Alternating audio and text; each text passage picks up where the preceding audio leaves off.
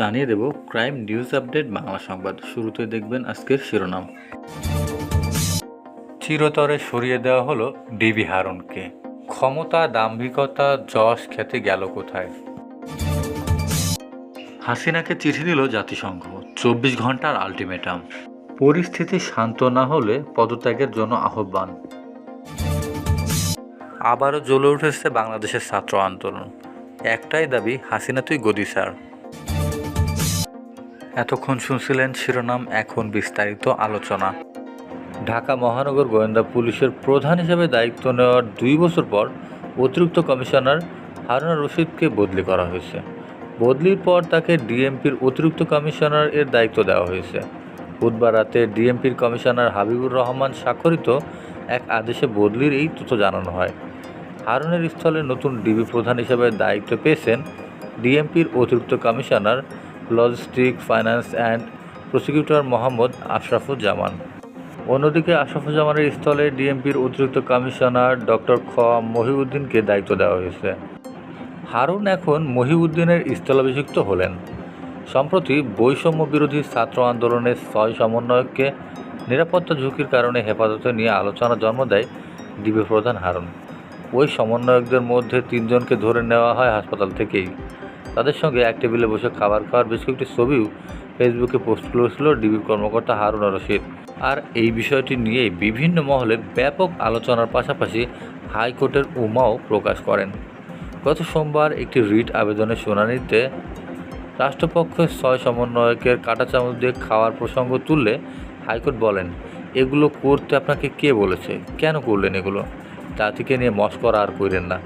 যাকে নেন ধরেন, এটি খাবার টেবিলে বসিয়ে দেন। 2022 সালের 12 জুন ডিএমপি ডিবি প্রধান হিসেবে যোগদান করেন হারুন। এর আগে একই বছর 11 মে হারুন রশিদকে ডিআইজিতে পদে উন্নীত করা হয়। তার আগে হারুন তেজগাঁও বিভাগের উপকমিশনার, ডিসি ও অতিরিক্ত উপকমিশনার হিসাবে দায়িত্ব পালন করেছিলেন। কোটা সংস্কার আন্দোলনে হতাহতদের ন্যায় বিচার প্রাপ্তি নিশ্চিত করতে বাংলাদেশ সাম্প্রতিক সময়ে মানবাধিকার লঙ্ঘনের যেসব ঘটনা ঘটেছে তার নিরপেক্ষ, স্বাধীন এবং স্বচ্ছ তদন্ত চায় জাতিসংঘ। প্রধানমন্ত্রী শেখ হাসিনা বরাবর পাঠানো এক চিঠিতে জাতিসংঘ মানবাধিকার প্রধান ভোল্কার তর্ক চলমান সংকট নিরসনে বাংলাদেশকে সব রকম সহায়তার প্রস্তাব করেন। সেখানে তিনি কোটা আন্দোলনকে ঘিরে সুষ্ঠু মানবাধিকার লঙ্ঘনের ঘটনাগুলো স্বচ্ছ তদন্তের দাবি দেন। চিঠিতে কোটা সংস্কারের দাবিতে আন্দোলনরত শিক্ষার্থীদের ওপর আইন শৃঙ্খলা বাহিনীর মাত্রাতিরিক্ত বল প্রয়োগ, গণগ্রেফতার ও নির্যাতনের জাতিসংঘের মানবাধিকার কমিশন গভীরভাবে উদ্বেগ প্রকাশ করে জানান, সাধারণ আন্দোলনকারী শিক্ষার্থীদের উপর সব রকম নির্যাতন বন্ধের জন্য এখনই পদক্ষেপ নিতে হবে সরকারকে।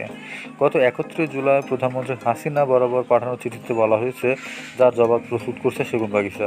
চিঠিতে জাতিসংঘের মানবাধিকার বিষয়ক হাই কমিশনার ভলকার টক আরও বলেন, সম্পূর্ণ ইন্টারনেট বন্ধ, যোগাযোগ ব্যবস্থা ব্যাহত হয়েছে। এটা খুবই একটা অন্যায়। এটা সত্ত্বেও আন্দোলন কিন্তু পুরোদমে থেমে যায়নি, চালিয়ে গেছে, যার খবর আমরা পেয়েছি। আমাদের কাছে এই তথ্য রয়েছে। সেই অনুযায়ী আইন শৃঙ্খলা বাহিনী আন্দোলনকারীদের বিরুদ্ধে প্রাণঘাতী গুলিও চালিয়েছে, গণগ্রেপ্তার, নির্বিচারে আটক, যত দুর্ব্যবহার এবং নির্যাতন করেছে তারা। এছাড়া সরকারের সঙ্গে সম্পর্কিত একটি গোষ্ঠী আন্দোলনকারীদের উপর সহিংস আক্রমণ চালিয়েছে।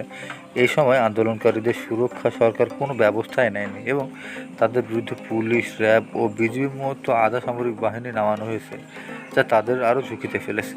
ভোল্কার টক সরকারের প্রধান উদ্দেশ্যে পাঠানো চিঠিতে আরও বলে, শিক্ষার্থীদের আন্দোলনে ঘিরে সৃষ্ট পরিস্থিতি, বিরোধীদের গ্রেফতারের বিষয়ে আমরা অবগত। চিঠিতে জাতিসংঘের মানবাধিকার প্রধান মানবাধিকার সহ শান্তিরক্ষা মিশনে বাংলাদেশের অবদানের কথা স্বীকার করেন।